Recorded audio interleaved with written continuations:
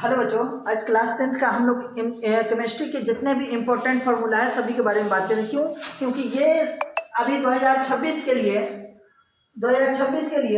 ये सबसे important question रहेगा केमिस्ट्री से, क्योंकि यहाँ से आपको 10 से 15 नंबर का क्वेश्चन यहाँ से देखने को मिल जाएगा। आपको एकदम सटीक question, same to same question रहेगा। सिर्फ वो क्या देखना है, जितने भी केमिस्ट्री का फॉर्मूला है हमको सबको यहाँ पर गिवन कर दिए, सभी को देख लेना एक नज़र। आपके 10 से 15 नंबर आपके एग्जाम में गिवन यहीं से रहेंगे।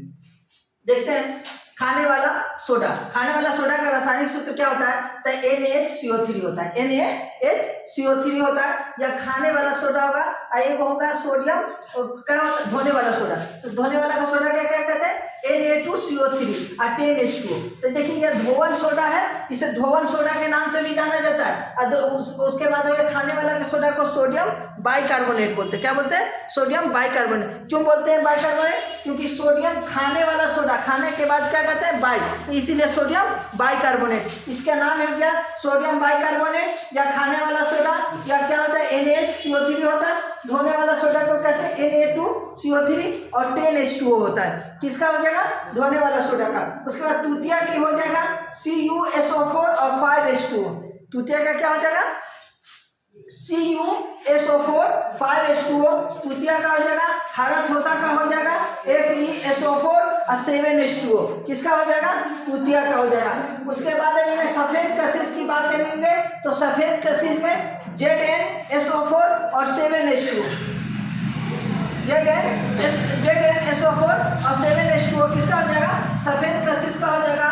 उसके बाद हो गया एप्सम सल्फेट का, तो MgSO4 और 7H2 हो जाएगा। उसके बाद है बेरॉक्स का क्या हो जाएगा? तो Na2B4O7 और 10H2O हो जाएगा। उसके बाद आ जाएगा बॉक्साइट का क्या हो जाएगा? Al2O3 और 2H2O। उसके बाद है जिप्सम। देखिए जिप्सम का कितना हो जाएगा? तो जिप्सम को हम 120 डिग्री सेल्सियस पर जब हम हीट करते हैं तो यह प्लास्टर ऑफ पेरिस में कन्वर्ट हो जाता है। और यही होता है जिप्सम का क्या होता है? CaSO4 और 2H2O। और इसको 120 डिग्री सेल्सियस पर गर्म करेंगे तब प्लास्टर ऑफ पेरिस में कन्वर्ट हो जाएगा। वही क्या करता है? प्लास्टर ऑफ पेरिस जो डॉक्टर होता है, हाथ उपकरण जो हाथ वगैरह जोड़ने के लिए इस्तेमाल किया जाता है, यही जिप्सम का इस्तेमाल करता है 120 डिग्री सेल्सियस पर गर्म करके। प्लास्टर ऑफ पेरिस का भी वही काम है कि टूटे हुए हड्डी को जोड़ने के लिए इस्तेमाल करते हैं। तो प्लास्टर ऑफ पेरिस कैसे बनता है? तो जिप्सम को गर्म करेंगे 120 डिग्री सेल्सियस पर तो वह प्लास्टर ऑफ पेरिस में कन्वर्ट हो जाएगा CaSO4 और हाफ H2O, मतलब 1/2 H2O। उसके बाद विरंजक चूर्ण का होता है CaOCl2 होता है। उसका कास्टिक सोडा का हो जाएगा NaOH हो जाएगा। उसके बाद कास्टिक पोटास का हो जाएगा KOOH हो जाएगा। अब ये OH का मतलब क्या हो गया? एल्कोहल। OH का मतलब क्या होगा? एल्कोहल। OH का क्या मतलब क्या होगा? एल्कोहल। अब इधर आ जाते हैं सेकेंड तरफ, तो ये जो चूना, देखिए चूना को दो तरह के, एक हो जाएगा बिना बुझा हुआ चूना, एक होगा बुझा हुआ चूना। तो बुझा हुआ चूना किसे कहेंगे और बुझा हुआ चूना किसे कहेंगे? तो बिना बुझा हुआ चूना कहते हैं CaO को, कैल्शियम ऑक्साइड को कहते हैं। और बिना बुझा हुआ चूना बोलेंगे CaOH का हॉल्टवाइज।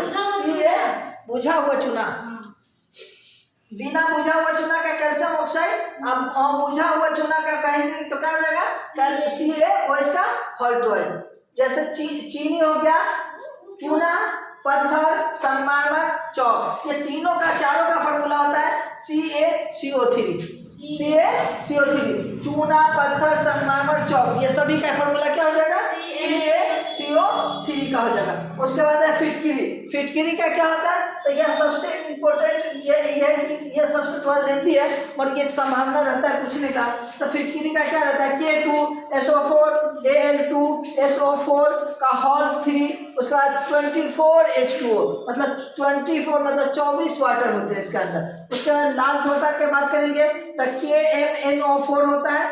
उसके बाद मिल्क ऑफ मैग्नीशिया की बात करेंगे तो MgOH का हॉल्टवाइज होता है। उसके बाद ग्लूकोज की बात करेंगे तो ग्लूकोज का सूत्र क्या होता है? तो ग्लूकोज C6H12O6 होता है। ग्लूकोज क्या करता है, तो देखिए ग्लूकोज ऑक्सीजन एक होता है, हमने बताया होगा कि जो अवकरण होते जिसमें ऑक्सीजन का ऑब्जर्व करता है उसी को हम क्या कहते हैं, दो चीज बताएंगे इसमें। कहाँ के ऑक्सीजन में, ऑक्सीजन को क्या करता है, जैसे हम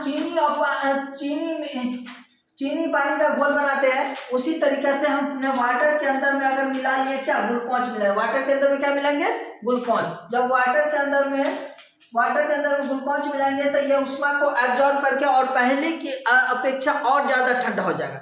मतलब पानी जो पहले कम ठंडा था अब पहले से ज़्यादा ठंडा हो जाएगा, मतलब उष्मा को क्या करे, एब्जॉर्ब कर लिया, तो उष्मा शोषी हो जाएगा, उष्मा शोषी। एक उष्मा को एब्जॉर्ब करके उष्मा छोड़ देगा, उसमें उष्मा शोषी कहेंगे। जैसे चूना के अंदर, पानी के अंदर चूना को डालेंगे तो क्या करेगा, खदका के और पानी पहले की अपेक्षा गर्म हो जाएगा अभी, तो क्या उसे क्या कहेगा, उष्मा शोषी। तो उष्मा छेपी उसे बोलेंगे, उष्मा शोषी मतलब जिसमें ऊर्जा को एब्जॉर्ब कर लेगा। जैसे पानी को हमने बताया कि ग्लूकोज के अंदर वाटर को हम डालेंगे तो क्या करेगा, पहले की अपेक्षा पानी ठंडा हो जाएगा। जैसे ग्लूकोज डालेंगे घुलाएंगे पानी में तो पहले कम ठंडा था, अब पहले की अपेक्षा ज़्यादा ठंडा हो जाएगा। और इसमें जब चूना और पानी में मिलाएंगे तब चूना जो पानी जो क्या होगा, पानी पहले की अपेक्षा ज़्यादा गर्म हो जाएगा, तो क्या हो जाएगा, उसमें उष्मा को क्या कर रहा है, शोषित कर रहा है, इसमें उष्मा का छेपी कर रहा था। ठीक है, अब आ जाएंगे चीनी। चीनी का सूत्र क्या होता है, C12H22O11 होता है। अम्ल का राजा, देखिए अम्ल का राजा का क्या होता है, H2SO4।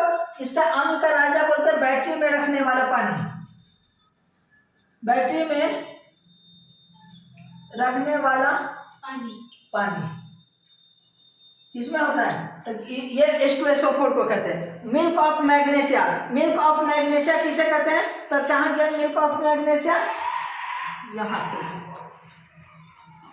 अम्लराज, अच्छा अभी ऊपर में छोड़ दीजिए। लाल दवा किसे कहते हैं, KMnO4 को कहते हैं। मिल्क ऑफ मैग्नीशिया की कहते हैं MgOH का होल ट्वाइस। अब मिल्क ऑफ मैग्नीशिया जो हो गया MgOH का होल ट्वाइस, ग्लूकोज का होगा C6H12O6 हो गया, चीनी का हो जाएगा C12H22O11 होगा, अम्ल का राजा हो गया H2SO4, उसे अम्लराज कहेंगे। आप देखिए अम्लराज को एक्वारेजिया सॉल्यूशन भी बोलते हैं। अम्लराज को क्या बोलते हैं, एक्वारेजिया सॉल्यूशन।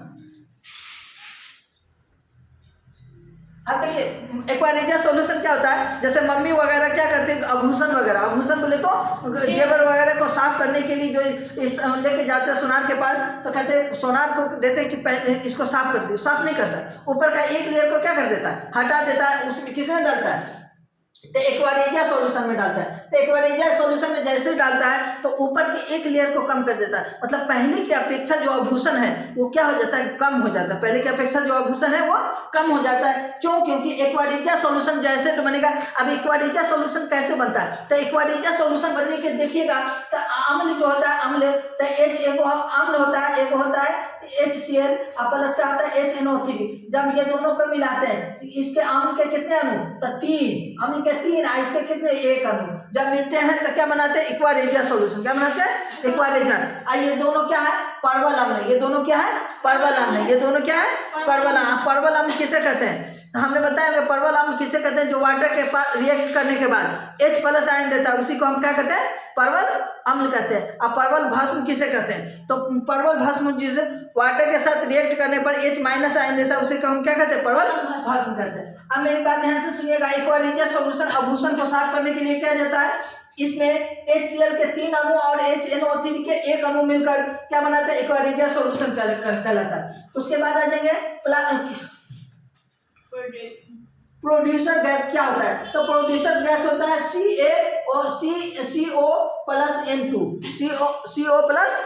होता है, यह प्रोड्यूसर गैस होता है। उसके बाद आ जाएंगे, यहाँ पर आ जाएंगे जैसे वाष्प गैस बोलते हैं। वाष्प बोले तो जैसे पानी को हीट करेंगे उसके अंदर से गुप्त हाथ ज़्यादा जल जाता है। देखिए वह जब जो हम खाना वगैरह बनाते हैं और उसका क्या करते हैं, ऊपर से हटाते हैं तो उस वक्त जो हाथ जलता है वो एक आग में जलने के अपेक्षा ज़्यादा जल जाता है। वजह क्या रहता है, उसके अंदर गुप्त उष्मा रहता है, वो जो भाप के अंदर में कैसा होता रहता है, गुप्त ऊष्मा रहता है, जिसके कारण हमारा हाथ क्या हो जाता है, जल जाता है। तो उसी का सूत्र होता है CO plus H2, CO plus H2। उसके बाद आ जाएगा कोल गैस का क्या हो जाएगा, तब कोल गैस या मीथेन गैस, कोल गैस को ही मीथेन गैस के नाम से जानते हैं। मीथेन गैस बोले तो गोबर गैस, CH4 होता है। क्या होता है, कोल गैस को ही मीथेन गैस बोलते हैं, या CH4 होता है। इसका क्या होता है, CH4 या CH4 बोलिए, या ऐसे लिख देगा H2 plus CH2, H2 plus CH2। इसको दो पार्ट में लिख देगा,